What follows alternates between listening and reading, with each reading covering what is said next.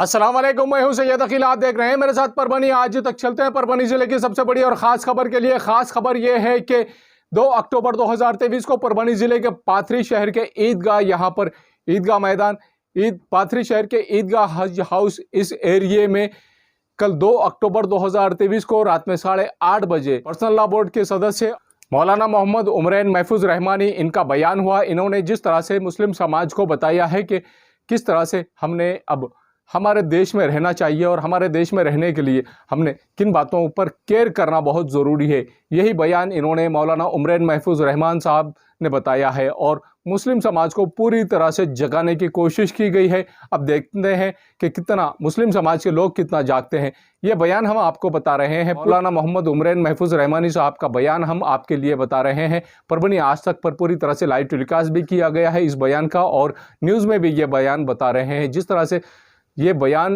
पूरी तरह से मुस्लिम समाज को इस वक्त हालात हाज़िरा पर जिस तरह से काम करना चाहिए, अल्लाह के रसूल हुज़ूर पाक सल्लल्लाहु अलैहि वसल्लम के ईद मिलादुन नबी के मौके पर रखा गया था।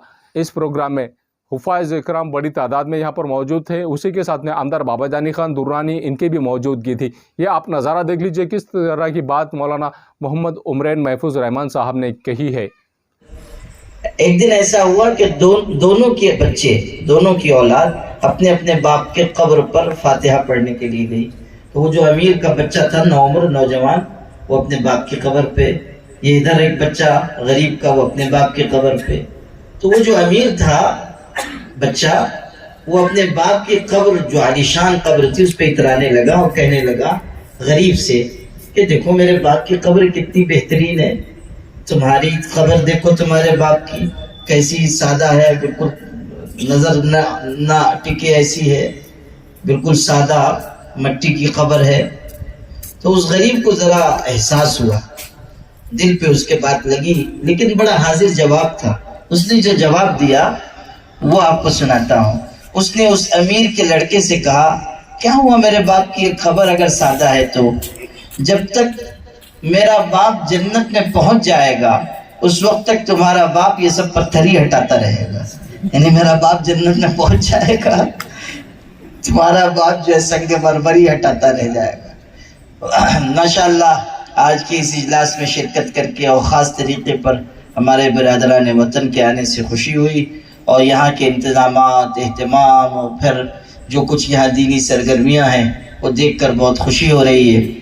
और हमारे अब्दुल्ला खान साहब की कोशिशें भी माशाअल्लाह बहुत उम्दा हैं, और हमारे यहाँ के उलमा भी नौजवान फजला है माशाअल्लाह, मेहनत कर रहे हैं। अल्लाह ताला इन अज़ीज़ उलमाए किराम की उम्र में बरकत अता फ़रमाए, इनके जज्बों में बरकत अता फ़रमाए। यहाँ जो मदरसा चल रहा है अल्लाह उसको दिन दूनी रात चौगनी तरक्की अता फ़रमाए। व आखिरु दअवाना अल्हम्दुलिल्लाहि रब्बिल आलमीन। बढ़ चुका था, गरीबों पर अत्याचार हो रहा था, ज्यादती हो रही थी, ताकतवर कमजोर को निगल जा रहा था, हर तरफ बुराई आम हो रही थी, शराब पी जा रही थी, औरतों महिलाओं की इज्जतें लूटी जा रही थी, लड़कियों को पैदा होने के बाद जमीन में गाड़ दिया जा रहा था। ये जो आज बाज लोगों का जहन है कि वो लड़की के पैदा होने को ऐब समझते हैं, ये जहन कोई आज का नहीं है। ये उस मुआशरे में भी, उस समाज में भी पाया जाता था। फर्क इतना है कि वो लोग साइंस के एतबार से, मेडिकल साइंस के एतबार से इतने आगे बढ़े हुए नहीं थे कि मालूम कर लेते कि माँ के पेट में बेटा है या बेटी। इसलिए उनकी हालत ये थी कि जब बेटी पैदा हो जाती थी तो फिर वो उसको जिंदा जमीन में गाड़ देते थे। आज के दौर में ये होता है कि अल्ट्रासाउंड के ज़रिए, सोनोग्राफी के ज़रिए मालूम किया जाता है कि पेट में पलने वाला लड़का है या लड़की, اور لڑکی ہو تو اس کو ماں کے پیٹ میں ہی مار ڈالا جاتا ہے۔ ماں کے پیٹ میں کیا جانے والا یہ قتل ہمارے اس پورے سماج کے لیے کلنک ہے، ایک داغ ہے، ایک دھبا ہے۔ اور افسوس کہ پڑھے لکھے لوگ، ایجوکیٹڈ لوگ اس میں مبتلا اور ملوث ہیں۔ بہت سے ہمارے سماج میں رہنے والے مسلمان تو کسی درجے میں کم، لیکن دوسرے سماجوں سے تعلق رکھنے والے لوگوں کے ہاں یہ برائی زیادہ ہو رہی۔ کیوں ایک لڑکی کے وجود کو ہم کیوں عیب کی نظر سے دیکھ رہے ہیں، حالانکہ خود ہمارے پیدا ہونے کا ذریعہ بننے والی بھی ایک عورت ہے، ایک مہیلا ہے۔ ماں کی محبت اور ماں کی ممتا کائنات میں سب سے زیادہ مثالی ہے۔ ماں سے زیادہ محبت کسی کے اندر نہیں ہوتی۔ بے لوث اور بے غرض محبت اگر دنیا میں کسی کی ہے وہ ماں کی ہے۔ لیکن یہ ظلم آج بھی ہو رہا ہے، اور اس سماج میں تو بہت بڑا ہوا تھا جس سماج میں پرافٹ محمد صلی اللہ علیہ وسلم کو بھیجا گیا۔ اس دور میں، اس زمانے میں یہ برائی اپنے عروج کو پہنچ رہی تھی کہ بیٹی پیدا ہوتی تھی، اس کو اپنے لیے بائی سے ننگ سمجھ کر زمین میں گاڑ دیا جاتا تھا۔ اس برائی کو اور اس طرح کی بہت ساری برائیاں جو اس زمانے میں پائی جا رہی تھی، جو عورتوں پر ظلم ہو رہا تھا، جو بچیوں پر ظلم ہو رہا تھا، جو ماں باپ پر ظلم ہو رہا تھا، جو خاندانوں پر ظلم ہو رہا تھا، جو فیملی سسٹم بگڑ گیا تھا، ان بیلنسنگ جو ہر زندگی کے شعبے میں، ہر ڈپارٹمنٹ میں پائی جا رہی تھی، اس برائی کے بڑھ جانے اور دیگر برائیوں اور ظلم کے بڑھ جانے پر اللہ نے اس کو مٹانے کے لیے محمد صلی اللہ علیہ وسلم کو بھیجا۔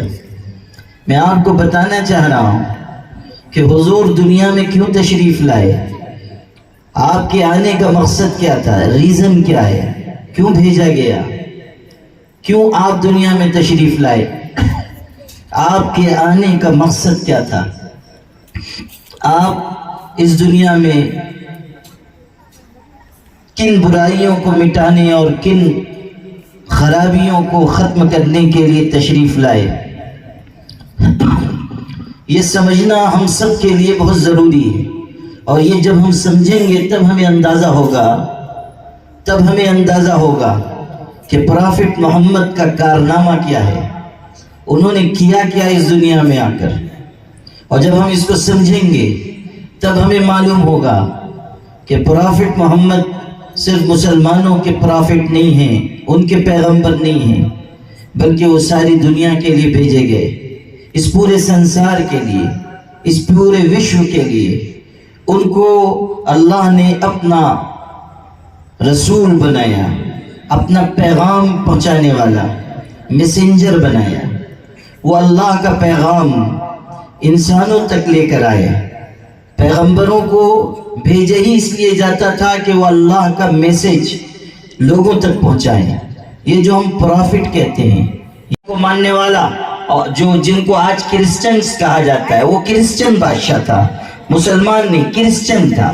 اور اس کے دربار میں بڑے بڑے علماء بائبل لے کر بیٹھے ہوئے تھے، اور پھر اس نے مسلمانوں کی اس جماعت سے پوچھا کہ تم کس چیز کو مانتے ہو، کیا تمہارے ذہن میں ہے، کیا تمہارے دل میں ہے، ذرا بتاؤ، اپنا تعارف کراؤ، اپنا پریچے کراؤ۔ تو حضرت جعفر طیار رضی اللہ تعالیٰ عنہ نے بادشاہ کے دربار میں کہا، کننا قوما اہل جاہلیت، بادشاہ سلامت، ہم جاہلیت والی قوم تھے، ہمارے اندر جہالت تھی، ہمارے اندر ناانصافی تھی، ہمارے اندر ظلم تھا، ہمارے اندر پڑوسیوں کو ستانے کا جذبہ تھا، ہمارے اندر لوگوں کو مار ڈالنے کی عادت تھی، ہمارے اندر لوگوں کے حقوق چھین لینے کا مزاج تھا. ہم ایسے تھے کہ یأکل القوی منا الضعیف، ہمارا طاقتور ہمارے کمزور کو نگل جاتا تھا، اور ہر طرف اتیاچار، انیائے، ظلم و زیادتی پھیلے ہوئے ہیں. ہم کسی کا وجود اپنی سرزمین پہ برداشت نہیں کرتے تھے، مردار کھاتے تھے. ہمیں عقل نہیں، شعور نہیں، تہذیب نہیں، ہمارے پاس کوئی سمجھ نہیں تھی، انسانیت نہیں تھی، مانوتا کا ہمارا مزاج نہیں تھا. ہم کسی انسانیت پر کوئی یقین نہیں رکھتے تھے. پھر ایک شخص آیا، اتانا من نعرف دینه ونسبه وصدقه وامانته وعفافه وحسبه. ایک ایسا پیغمبر ہمارے درمیان آیا جس کی سچائی ہم جانتے تھے، دیانت اور امانت ہم جانتے تھے، جس کے بارے میں ہم یہ جانتے تھے کہ اس آدمی نے کبھی جھوٹ نہیں بولا. یہ آدمی ایسا ہے جس نے کبھی ایک پرندے کو بھی تکلیف نہیں پہنچائی، ایک چیونٹی کو بھی تکلیف نہیں پہنچائی. ایک ایسا انسان جو پاک دامن ہے، جو سچائی پر یقین رکھنے والا ہے، اور جو ساری انسانیت کا درد اپنے سینے میں رکھتا ہے. وہ انسان آیا، اس نے ہمیں جینا سکھایا. اس نے بتایا کہ کسی پر ہاتھ نہ اٹھاؤ، مظلوم کا سہارا بن جاؤ، ظالم کا ہاتھ پکڑو، کسی کو ظلم نہ کرنے دو، کسی پاپی کو اتنا موقع نہ دو کہ وہ لوگوں کو ستا سکے. ماں باپ کا احترام کرو، اپنی اولاد پہ شفقت کرو، بیٹیوں کو زندہ زمین میں نہ گاڑو، شراب نہ پیو، مردار نہ کھاؤ، اللہ کے آگے سر جھکاؤ، اللہ کی بھکتی اور عبادت کے راستے پر چلو. اس پیغمبر نے ہمیں سچائی کا راستہ دکھایا، اس پیغمبر نے ہمیں انسانیت کا راستہ سکھایا. اسی نے ہمیں یہ تعلیم دی قرآن کے ذریعے، أنه من قتل نفسا بغير نفس أو فساد في الأرض فكأنما قتل الناس جميعا ومن أحياها فكأنما أحيا الناس جميعا. پیغمبر نے ہمیں بتایا کہ اگر کسی ایک انسان کو بھی کوئی قتل کرتا ہے تو وہ ساری انسانیت کا قاتل ہے، وہ ساری انسانیت کو مار ڈالنے والا ہے. اور جو کسی ایک انسان کو بچاتا ہے وہ ساری انسانیت کو بچانے والا ہے. پیغمبر نے ہمیں بتایا کہ تمہارے پہلو میں جو دل دھڑک رہا ہے اس میں انسانوں کی محبت ہو، صرف مسلمانوں کی نہیں، انسانوں کی محبت ہو. کسی مذہب کا ماننے والا ہو، کسی دھرم کا ماننے والا ہو، کسی تہذیب پر چلنے والا ہو، کسی کلچر کو اپنانے والا ہو، کوئی زبان بولنے والا ہو، دنیا کے کسی حصے میں رہنے والا ہو، انسانیت کے ناطے وہ تمہارا بھائی ہے، تم اس کے مددگار بن جاؤ. ہماری ماں حضرت عائشہ نقل کرتی ہیں کہ حضور جب رات کو اٹھتے تھے اور تہجد پڑھتے تھے، اللہ کی عبادت کرتے تھے، اللہ کا نام جپتے تھے، اس وقت ایک جملہ اپنی زبان سے کہتے تھے، اشہد ان العباد کلہم اخوہ، کہ ساری دنیا کے انسان آپس میں بھائی بھائی ہیں. کسی مذہب کا ماننے والا ہو، کسی تہذیب پر چلنے والا ہو، وہ انسانیت کے رشتے سے ہمارا بھائی ہے. اور یہ رشتہ ہمارے ماں باپ نے نہیں قائم کیا، یہ رشتہ ہمارے پرکھوں نے نہیں قائم کیا، یہ رشتہ ہمارے پیغمبر نے قائم کیا ہے، یہ رشتہ ہمارے رسول نے قائم کیا ہے. ان کی تعلیم ہے کہ کبھی کسی کے اوپر ظلم نہ کرو، نہ ظلم ہونے دو، نہ کسی کے اوپر زیادتی ہونے دو. ہمارے پیغمبر نے تو یہ سکھایا، تعلیم دی.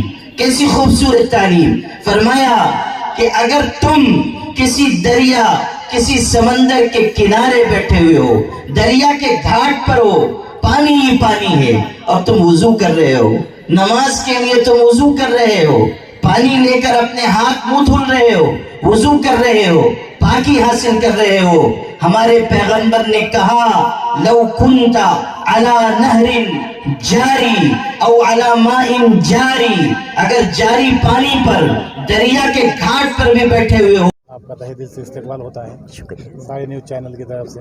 شکریہ. آپ نے جیسا آپ کے خطاب میں کہا کہ دنیا میں نفرت ہے، ہمیں اسے محبت سے جواب دینا ہے. آنے والے 2024 میں دیش میں الیکشن بھی لگنے والے ہیں جی. تو اس تعلق سے آپ جو ہے تو اس دیش کو کیا سندیش دینا چاہیں گے؟ دیکھیے، ہمارا یہ جو دیش ہے اس کی خوبصورتی یہ ہے کہ یہاں پر مختلف مذہب کے، مختلف دھرم کے لوگ رہتے ہیں، الگ الگ سوچ وچار کے لوگ رہتے ہیں، اور یہی اس ملک کی خوبصورتی ہے۔ تو ہمیں اس ملک کو ہمیشہ ایسے راستے پر لے جانا چاہیے کہ یہ ملک ہمارا محفوظ رہے، سب مل جل کر یہاں رہ سکیں، سب کی جو آزادی ہے وہ باقی رہے، ہر ایک کو اس کے دھرم پر چلنے کا پورا ادھیکار ہے، اسے قائم رہنا چاہیے۔ ہمارے ملک کے سنویدھان نے جو ہمیں ادھیکار دیے ہیں اس کے مطابق ہم اس ملک میں امن چین سکون شانتی کے ساتھ جیتے رہیں۔ رہ گئی بات الیکشن کی، تو الیکشن آتے ہیں اور جاتے ہیں، لیکن اصل چیز جو ہے وہ انسانیت ہے، اور انسانیت کو آگے بڑھانے کے لیے ہم سب کو، چاہے وہ کسی بھی مذہب دھرم کے ہوں، ہم سب کی ذمہ داری ہے کہ ہم انسانیت کو آگے بڑھاتے رہیں۔ اور آنے والے وقت میں جو الیکشن ہو رہا ہے وہ اس ملک کے ایسے طبقے کو جو سمجھدار طبقہ ہے اس کو یہ پیغام دیتا ہے کہ انہیں بہت سوچ سمجھ کر آنے والے وقت کے لیے کوئی فیصلہ کرنا ہوگا، تاکہ ہمارا یہ دیش صحیح سمت میں صحیح دشا میں جا سکے۔